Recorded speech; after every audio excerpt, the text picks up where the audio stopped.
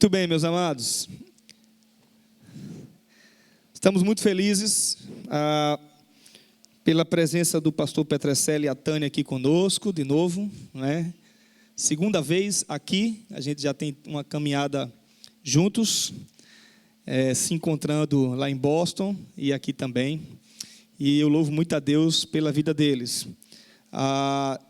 Pastor Petrecelli é pastor presbiteriano, é pastor missionário, tem cuidado de outros pastores que estão nos campos missionários junto com a Tânia, tem trabalhado no Nepal, na Itália, junto com a igreja perseguida em alguns lugares, com um projeto Menina dos Olhos de Deus, que a gente já conhece aqui, alguns participam. Então, a gente louva muito a Deus, Petrecelli, pela sua vida, e particularmente na minha vida, você sabe como você me marcou e o que Deus te usou para falar ao meu coração. Então a gente louva muito a Deus por isso. Eu quero convidar você aqui à frente e orar por você e pedir que Deus o conduza nesse momento de trazer a palavra do Senhor para nós. Na verdade, houve uma falha minha, né, Petrecelli?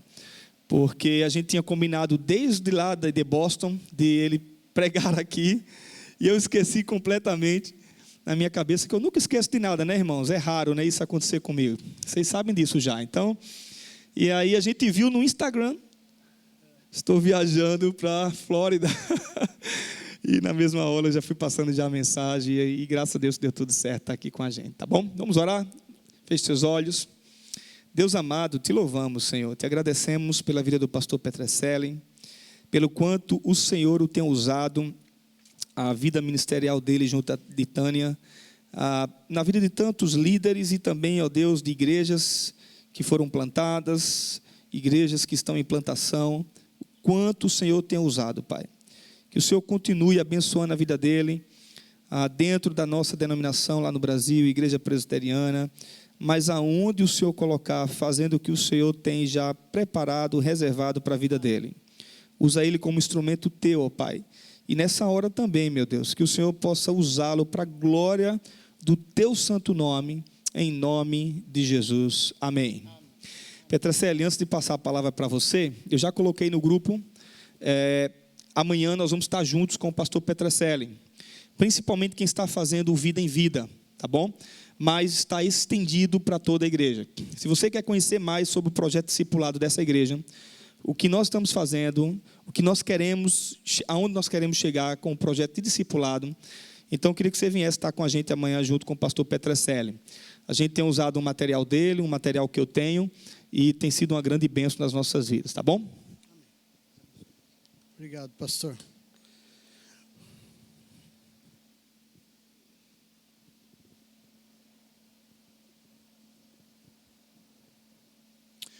Boa noite, irmãos. Graça e paz da parte de Cristo, nosso Senhor. Amém? Quero agradecer ao Williams pelo convite, né? E pela oportunidade de estar novamente aqui com vocês e revê-los, né? Alguns conhecer outras carinhas novas aqui, né? E poder também compartilhar uma porção da palavra de Deus ao coração de vocês. Eu quero convidá-los a abrir suas Bíblias na primeira carta do apóstolo Pedro, no capítulo 4. Nós vamos ler aqui o versículo 10, né? Somente.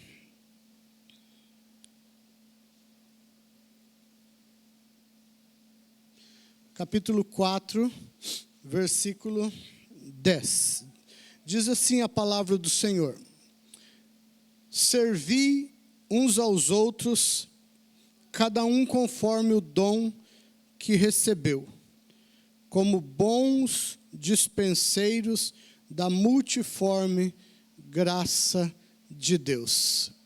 Esse versículo, tão pequeno, mas ele é a chave do segredo de uma igreja funcionar em obediência à palavra de Deus. Aqui nós temos sabedoria de Deus condensada, aqui nós temos o propósito de Deus para a sua igreja, e as igrejas que tiverem seus olhos espirituais abertos para compreender a riqueza e a profundidade desse versículo e obedecer esse versículo, certamente serão igrejas bíblicas, saudáveis, que crescerão e serão bênção aonde elas estão plantadas.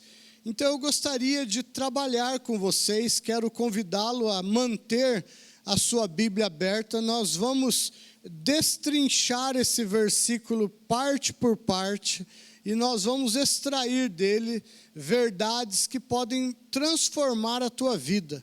Porque quando eu falo de igreja, eu não estou falando de um CNPJ, eu não estou falando da pessoa jurídica, eu estou falando de pessoas físicas, porque a igreja é composta de gente, de pessoas, e vocês são a igreja, nós somos a igreja. Portanto, aqui tem ensinamento não para a instituição, mas aqui tem ensinamento para nós, para cada um de nós, membros da igreja de Cristo, né? Se você é salvo, se você é convertido em Cristo, se você teve uma experiência com Cristo que mudou a história da tua vida, então aqui há ensino de Cristo para você, e para que paute a tua vida, para que dirija a tua vida, para que você possa servir a Cristo e a igreja dele. Primeiramente, nós temos aqui, no início desse versículo, um imperativo, né? E ele começa com esse imperativo, servir. Essa é a primeira ordem que nós encontramos nesse versículo, e é o primeiro grande ensinamento que nós temos da palavra de Deus para nós. Servir. E servir é a essência de tudo. Nós somos chamados a servir, nós somos chamados a sermos servos na igreja de Cristo, no corpo de Cristo.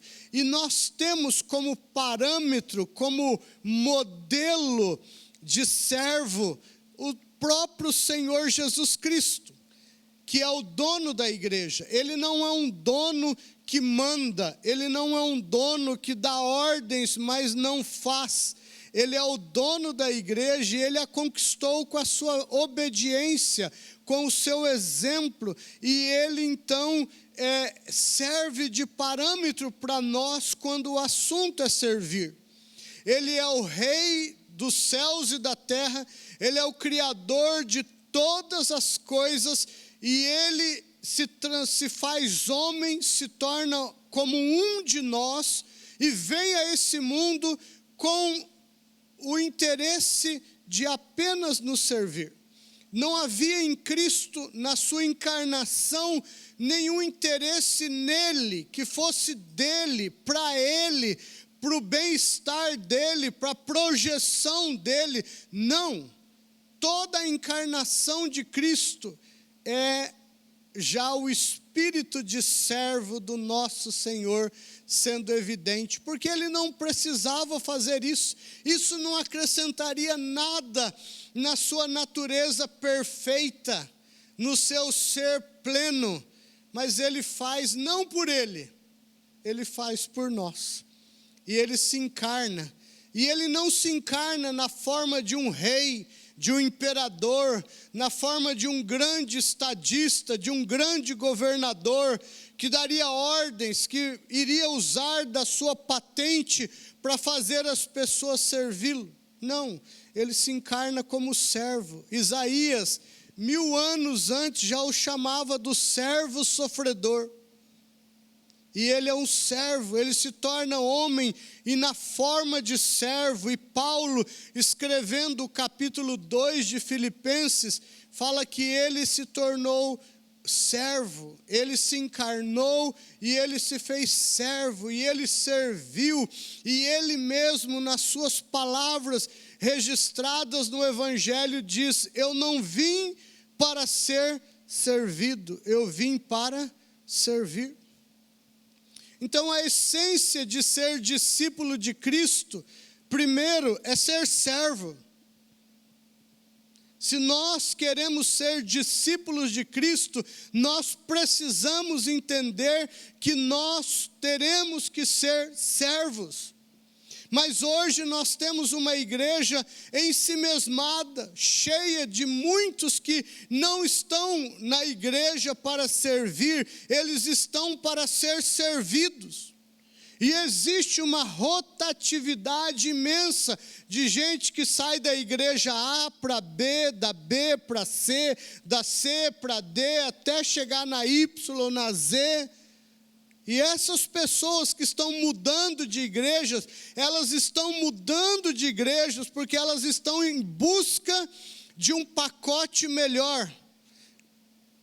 Elas estão em busca de igrejas que entreguem para elas aquilo que elas querem ser servidas. Esse é o espírito dentro das igrejas hoje. E quando uma igreja não oferece o que ela espera ser servida, ela vai procurar outra igreja que ofereça o pacote melhor. E assim, essas pessoas, elas se caracterizam não por servos, elas se caracterizam por consumidores de religião. Elas consomem religião, elas consomem pessoas, elas consomem o tempo dos líderes, dos pastores, elas usam as pessoas para o seu próprio bem-estar e elas não entregam quase nada. E quando já não há mais o que sugar das pessoas, elas viram as costas e vão como gafanhotos procurar outros lugares aonde sugar e comer tudo que elas podem. Isso é o que a igreja tem vivido, porque falta o discipulado e o conceito de que a primeira característica que nos marca como pessoas parecidas com o Senhor Jesus é que nós somos servos e não consumidores de religião. Nós não deveríamos estar procurando uma igreja que oferecesse coisas para nós, mas nós deveríamos estar procurando uma igreja onde nós pudéssemos oferecer a nossa servidão a Cristo naquele lugar. Mas não é esse o espírito prevalecente. Não é isso que nós temos encontrado nas igrejas hoje. Eu estava conversando com um pastor e ele contando que a igreja dele em 7 anos cresceu de 70 pessoas a 1.470. E quando eu escuto essas coisas, uma pergunta que sempre vem à minha mente é: como isso aconteceu? Com que tipo de gente? E eu perguntei para ele então: pastor, destas 1.400 pessoas agregadas à tua igreja nesses 7 anos, isso é um crescimento exponencial, maravilhoso, mas a minha pergunta, pastor, é: quantas dessas pessoas, quanto por cento dessas pessoas, elas foram realmente evangelizadas, convertidas a Cristo e discipuladas ou entraram no processo do discipulado? E quantas vieram para a sua igreja insatisfeitas com a igreja onde elas estavam? E aí ele parou, baixou a cabeça, pensou alguns segundos e ele me disse: apenas 10% foi evangelizado e convertido a Cristo. Ou seja, 140. 1.360 pessoas eram pessoas já membros de outras igrejas que, insatisfeitas com as suas igrejas, foram procurar aquela nova igreja que estava oferecendo um pacote de serviço melhor do que aonde eles estavam. É assim que igrejas crescem na sua maioria hoje. E essas pessoas que mudam, elas mudam porque elas não são servas. Elas não estão para agradar a Cristo, o próximo, mas elas estão para serem agradadas. E qualquer sinal de descontentamento, qualquer sinal de que a coisa não saia como ela gosta, ela vai embora, porque nela não está o espírito de Cristo de serva, mas está o espírito de alguém caído, egoísta, procurando seus próprios interesses e não se importando em ser parecido com Cristo no quesito ser servo. Portanto, a chave de uma igreja que glorifica a Deus é que ela tenha pessoas que sejam servas, que estejam dispostos a servir, independente dos outros, independente se outros estão fazendo ou não, mas dispostos a servir, porque isso é o que nos marca como discípulos de Cristo, se nós somos servos. Nós deveríamos estar preocupados com o melhor para Cristo, para Deus, para o nosso próximo e não para nós mesmos. Mas não é esse o espírito prevalecente na igreja, tristemente. Mas se nós queremos ser discípulos de Cristo, nós precisamos nos tornar servos. Nisso nós nos pareceremos com o nosso Salvador. E então nós seremos marcados como seus discípulos.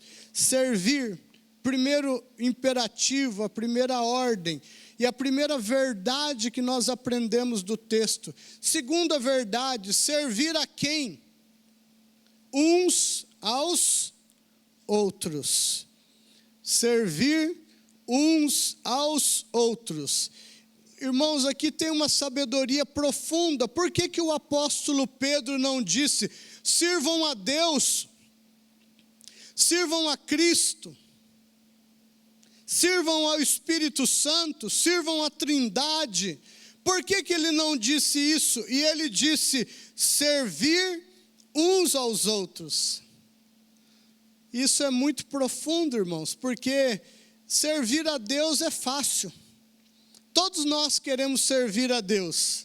O que nós não queremos é servir o nosso próximo. E nós não podemos servir a Deus sem servir o nosso próximo. João diz como nós amaremos a Deus a quem não vemos se nós não amamos o nosso próximo a quem nós vemos. Como nós serviremos a Deus se nós não servimos o nosso próximo a quem nós vemos, que está do nosso lado? Então, para que nós não caiamos num campo subjetivo e poder dizer assim, eu estou servindo a Deus, qual é o parâmetro para que isso não seja subjetivo? É que nós estejamos servindo uns aos outros, porque ao servir um ao outro, nós servimos a Deus. Essa é a essência. Quando o Senhor Jesus disse que a lei se resumia em 2 mandamentos, e quais são? Amar a quem? A Deus sobre todas as coisas e amar depois quem? O teu próximo como a ti mesmo. Logo depois vem o apóstolo Paulo, vem o apóstolo João, e eles, inspirados pelo Espírito Santo, eles vão além do que Cristo disse, eles dizem assim, na verdade a lei se resume em um mandamento. E na nossa visão legalista a gente poderia dizer, é amar a Deus. Não, se resume em amar o próximo. Porque amando o próximo, nós amaremos a Deus. Porque o próximo é feito à semelhança de Deus, é salvo por Cristo, pertence a Deus. Se você serve o teu próximo, você estará automaticamente servindo a Deus. Portanto, ele nos ensina essa primeira verdade, o que nos marca como discípulos de Cristo, sermos servos. Segunda verdade, nós devemos a quem servir? Servir uns aos outros. Todos nós aqui somos interdependentes. Não há independência. Ninguém pode dizer, eu não preciso de você, nem você precisa de mim. Isso não é a realidade bíblica.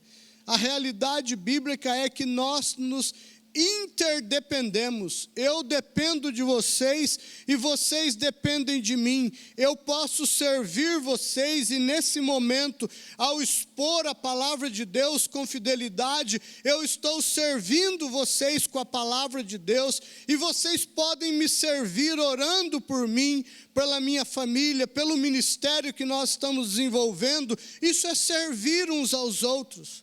E é isso que Cristo espera de nós. Nisto está a força da igreja. Nisso está o poder da igreja. Porque ao servir uns aos outros e cuidarmos uns dos outros, nós manifestaremos amor. E o Senhor Jesus disse: se vocês amarem uns aos outros, o mundo saberá que vocês são meus discípulos. Então nós devemos servir, é um imperativo, não é um conselho. E a quem nós devemos servir? Uns aos outros, porque ao servirmos uns aos outros, servimos a Deus. E agora vem a terceira verdade. Com o que servir? Primeiro é a ordem, servir. A segunda verdade é a quem servir, uns aos outros. E agora nós temos a terceira verdade, com o que servir? Cada um com o dom que recebeu. Nós somos chamados a servir uns aos outros com os dons que Deus nos deu. Ao sermos salvos, a Bíblia nos ensina que o Senhor colocou dons espirituais em nós. E esses dons de serviço, eles são colocados em nós para que nós possamos servir uns aos outros e automaticamente servirmos a Deus também.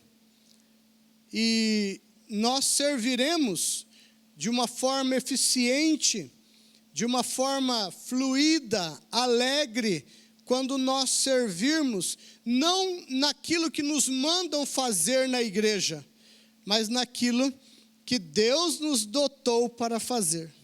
Os nossos dons, eles nos trazem habilidades. Os nossos dons, eles nos trazem capacidades. Eles também nos trazem alegria quando nós servimos aonde Deus e com o que Deus nos deu. Nós vamos encontrar contentamento, realização, satisfação no serviço que nós estamos prestando ao nosso próximo e a Deus. Por isso ele ordena que nós sirvamos uns aos outros com os dons que nós recebemos. Mas qual é o problema, irmãos? O problema é que 95% das pessoas nas igrejas, e eu estou sendo otimista, elas não sabem quais são os seus dons para poder servir.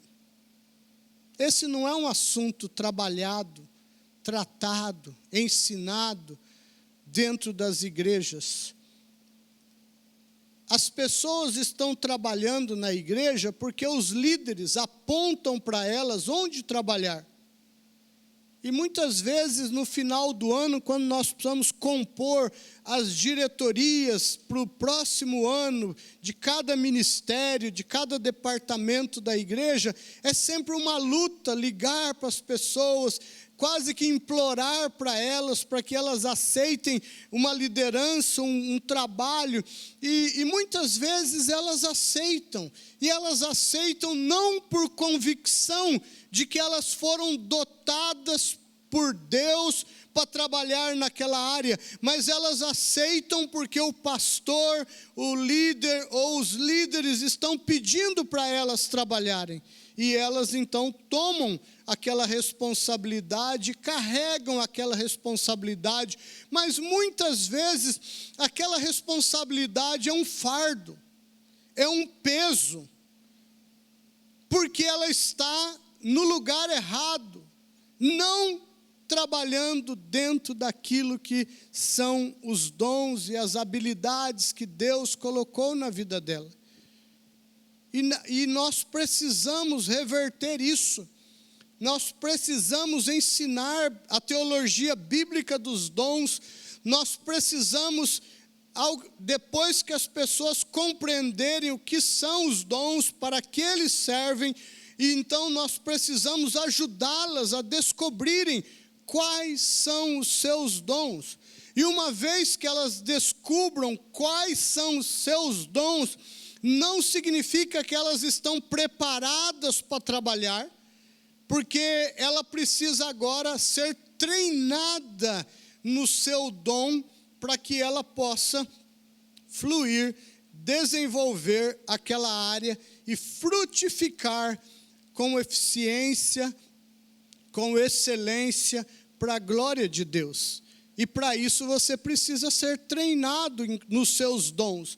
O fato de você ter o dom da pregação não significa que você saiba pregar.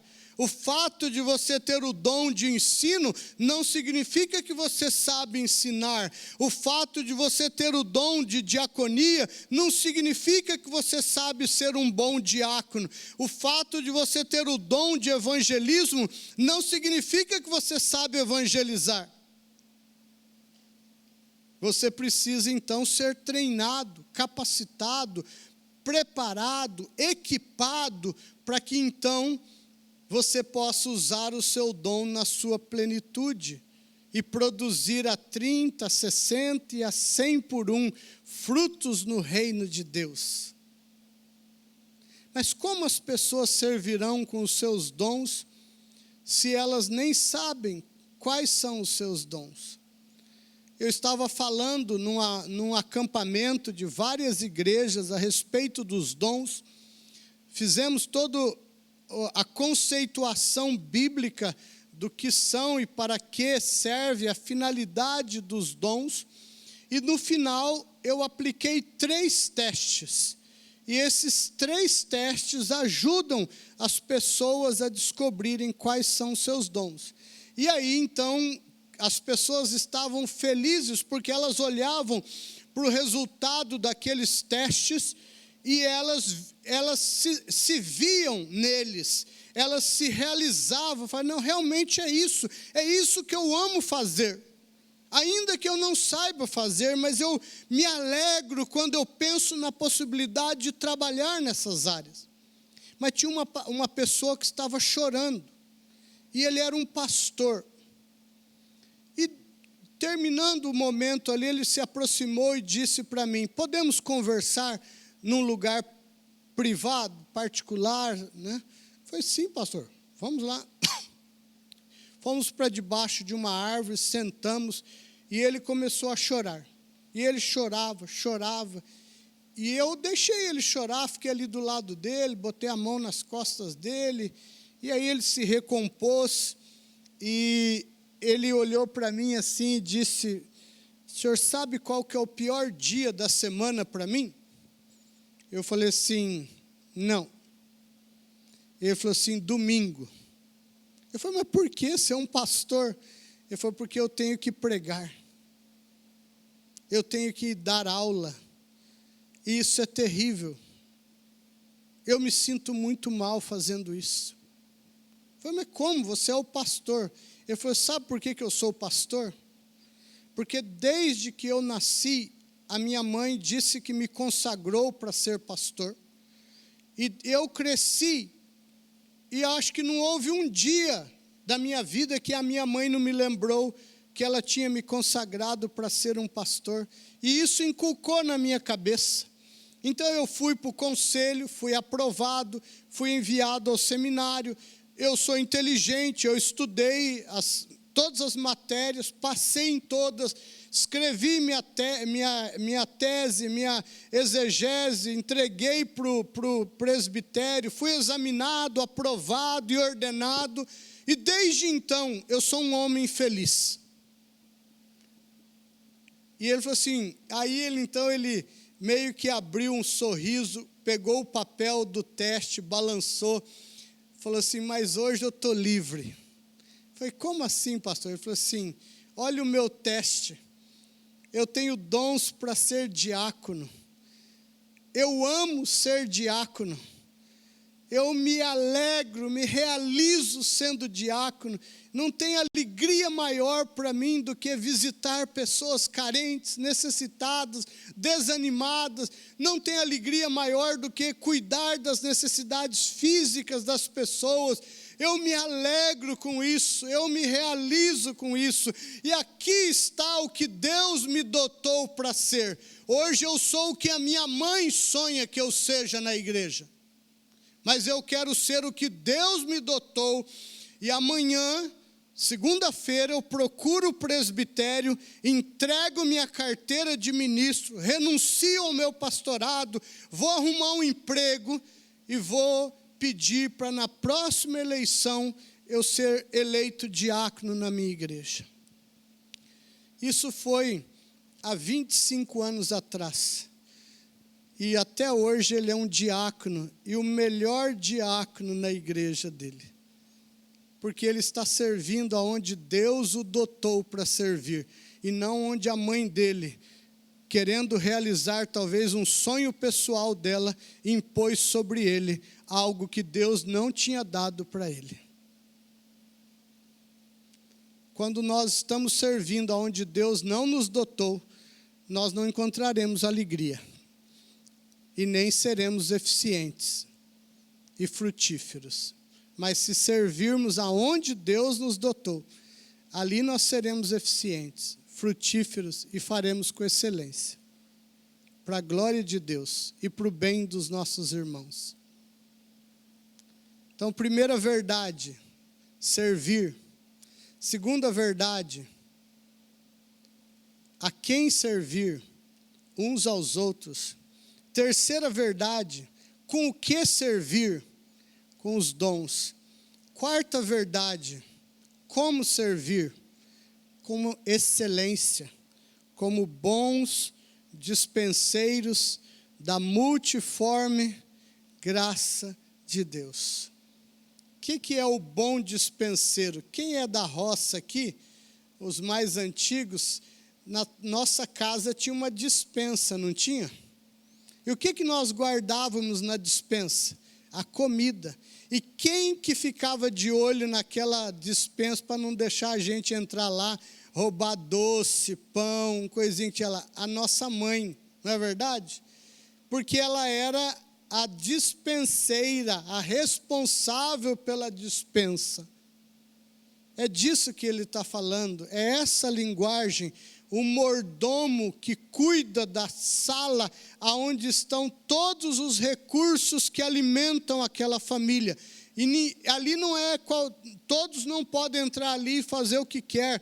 Existe um dispenseiro, um mordomo daquela despensa que ele vai entregar porções adequadas para que haja equilíbrio na entrega e haja fartura sempre, e não se consuma tudo de uma hora para outra e depois a despensa esteja vazia. Equilíbrio. Então ele estava dizendo, assim como existem bons dispenseiros, vocês devem servir com os dons de vocês como bons dispenseiros da multiforme graça de Deus. Ou seja, existe multiforme graça nos dons, diferentes serviços, e nós devemos servir como bons cuidadores daquilo que Deus nos confiou, como bons dispenseiros daquilo que Deus nos entregou. Por que nós precisamos fazer isso? Porque um dia nós vamos prestar contas do que Deus nos entregou. A parábola dos talentos, em Mateus capítulo 25, ela nos ensina isso, a história de um homem que tinha seus servos, e ele foi viajar, e antes de viajar, chamou os 3 servos, e entregou 5 para um, 2 para um e 1 para um. E ele foi, viajou, mas um dia ele regressou para acertar contas daquilo que ele havia entregado para cada um dos seus servos. Esta é uma metáfora. O Senhor nos deu dons. E nós temos a responsabilidade de usá-los. Conhecer quais são eles, sermos treinados, equipados e trabalhar com eles. E não naquilo que as pessoas nos mandam fazer. Porque um dia, o Senhor da igreja voltará. E Ele vai chamar cada um de nós, um passo à frente. E Ele vai requerer de mim e de vocês o dom ou os dons que Ele entregou para vocês. E como vocês usaram eles e multiplicaram frutos para Ele, no reino dEle, na igreja dEle, através dos dons que Ele entregou para vocês. Nós não escaparemos disso. Nós podemos escapar de conhecê-los e trabalhar com eles. Podemos enterrar nossos dons. Mas nós não escaparemos do dia que seremos julgados por aquilo que o Senhor confiou a nós. Se você enterrou o seu dom, o Senhor vai exigir contas de você e você vai ter que responder por isso. Por isso a Bíblia diz, o juízo começa pela casa de Deus.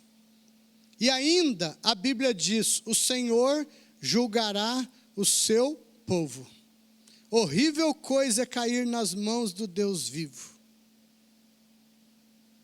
Tema e trema se você não está servindo com os dons que Deus entregou a você.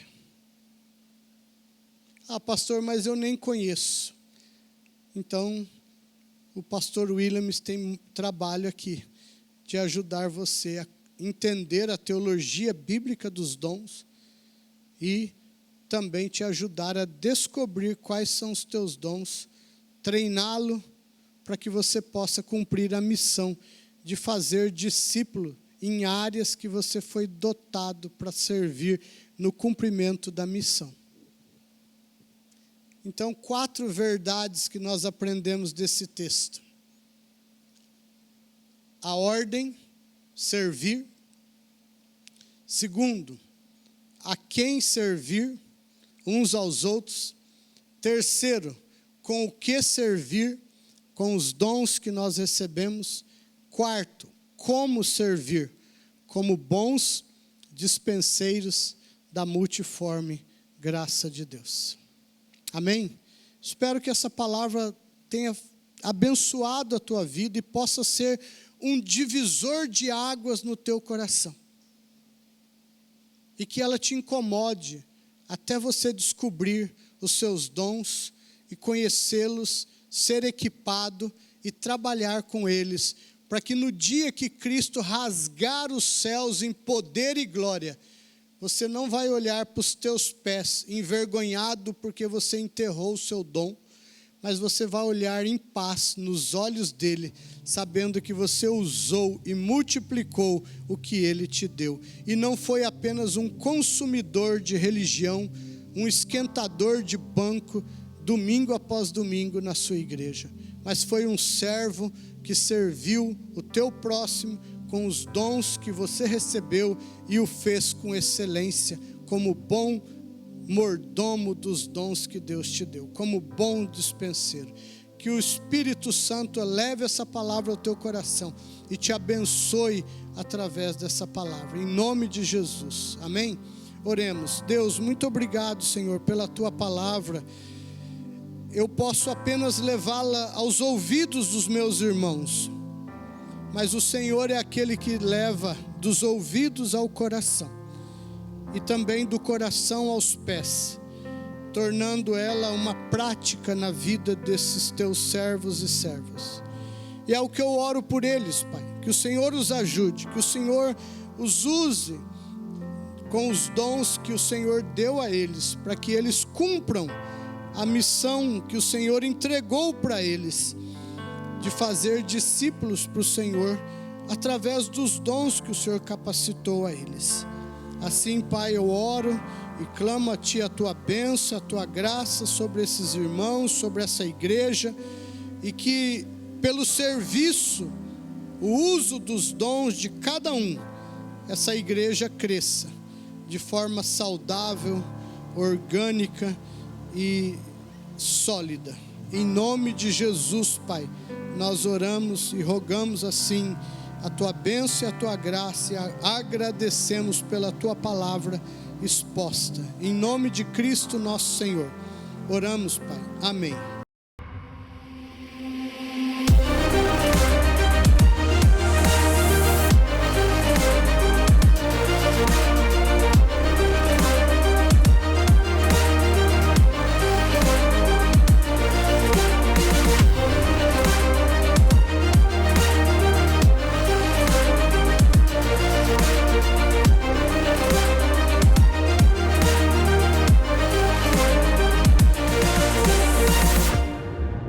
Emmanuel é o Deus conosco e por isso nós baseamos a nossa igreja em 3 pilares. Discipulado, o Deus que deixou a sua palavra para nós e Ele se revela a nós através da sua palavra e a palavra que nos transforma. Comunhão, nós queremos ser uma igreja que ama uns aos outros, que se preocupa com as necessidades uns dos outros, que vive de fato aquilo que a Bíblia fala sobre uns aos outros, que é amar, perdoar, servir.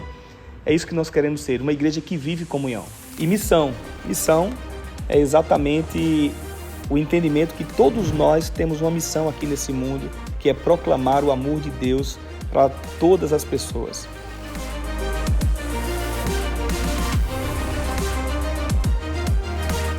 Nós somos a Igreja Presbiteriana Emmanuel em Port St. Lucie.